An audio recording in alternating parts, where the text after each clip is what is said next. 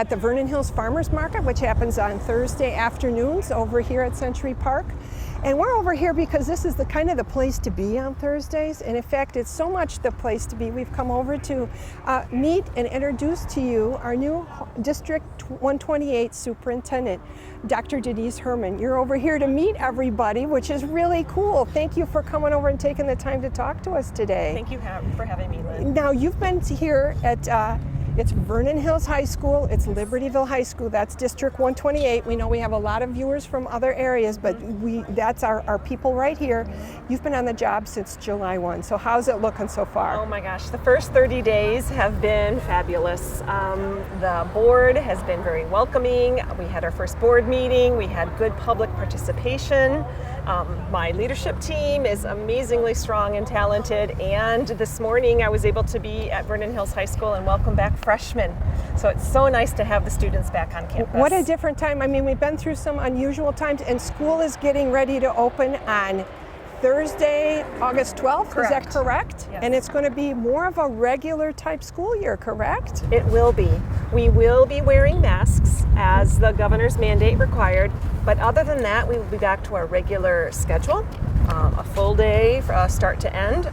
Students will have the regular bell schedule. Last year we were on a modified block just to help with the transition and the amount of time they were doing e-learning. But sports will be starting back up. We will have to have masks for indoor sports. But again, last year at this time, we weren't quite sure what sports were going to be go and no go. So as of right now, sports are all on in their seasons. So we would have football season in what I consider football season. We will have football weather. Yes, it will be this fall. That's exciting. And I know, and you come to Vernon Hills with so much experience from across the country. So this isn't something new to you. You've been juggling it all the way along at very high performing school districts. But let's talk a little bit about what brings you back to Illinois, and maybe even how did your journey in education start? Are you from a family of teachers, or what got you on this road? You know, I am not. I'm the first in my family to go to college, and I'm very proud of that. I just knew in high school that I enjoyed tutoring people, and I just like helping people learn. I like to learn, and I like helping other people learn. So I was a chemistry teacher, and then a science department chair, and then I decided I could help more students by helping teachers be better teachers. So I became an assistant principal, and then principal. And then after, 11 years in a principalship, 8 in Wisconsin, and then 3 out in California, I said, I'm ready to take that next level of leadership and go to central office. So here we are. Here we are. District 128, and you when you started too, you're an Illinois girl. I am. I was born in LaGrange Hospital, and I went to elementary school in St. Charles, and then my parents moved west, and I went to a tiny little town out south of DeKalb called Shabana. It has a great state park, so some people might have been fishing out there or camping.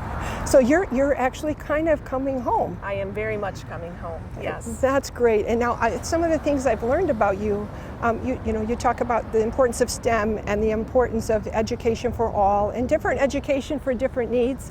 I've read things that you've written about social and emotional and supporting kids through all of this, because these are unusual times, more unusual than just the regular stress of AP tests and all that.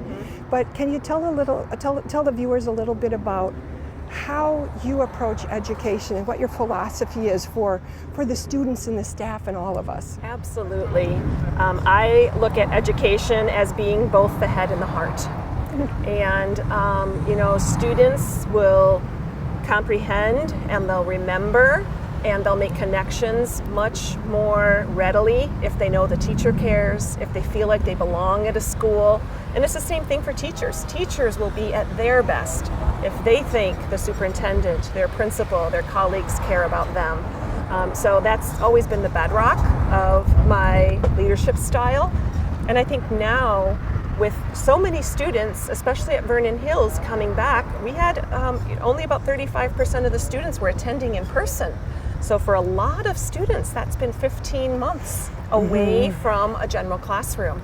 So our school counselors, our social workers, everybody knows that there could be some, a little apprehension. Some students could be a Right. little anxious about coming back to school, and we are ready to support them. Well, that's a good message for us as the community, as family members, as the guardians in people's lives, that there may be more transition time than we Yes. would expect for a typical year. I think that's a great message. And yes, we're expecting it at the school, and I think parents should be expecting it at home also. Well, and if people want to know more about what's going on in school or how they can help, I know you have board meetings that are very accessible. You Yes. stream, you can come live, you can give comment. Teachers have like online portals, so there's ways that you can communicate as a guardian or as a community member that wants to help. But do you have any suggestions for how we can support you all? Well, I think having parents and students go directly to the teacher is usually where most either questions are answered or problems are solved. Our teachers are amazing and they really care about the kids. And sometimes if there is an issue, they aren't aware of it. So usually I find that when given the opportunity, our classroom teachers can really meet the needs of parents and students. If that's not the case, or if it's around a school-wide issue, our principals, our deans, our assistant principals, they are amazingly accessible via email and phone.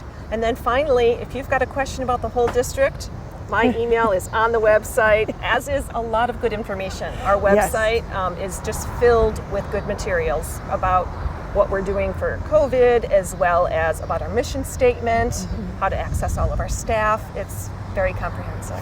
Well, I know it's exciting for all of us to get to meet you, and I know you're busy, so thank you for taking the time, and thank you for taking the time to be here and meet everybody. Remember, if you want to know more, go on the website or just reach out for help if you want something. But the key is we've got great teachers, we've got great staff, we've got great students, great families, and it's a great community to be a part of. Thank you for taking the time, Dr. Herrmann. Thank you, Lynn. And go Cougars, and go Go Wildcats Cougars. too, but Yeah. we'll say go Cougars for Vernon Hills. So.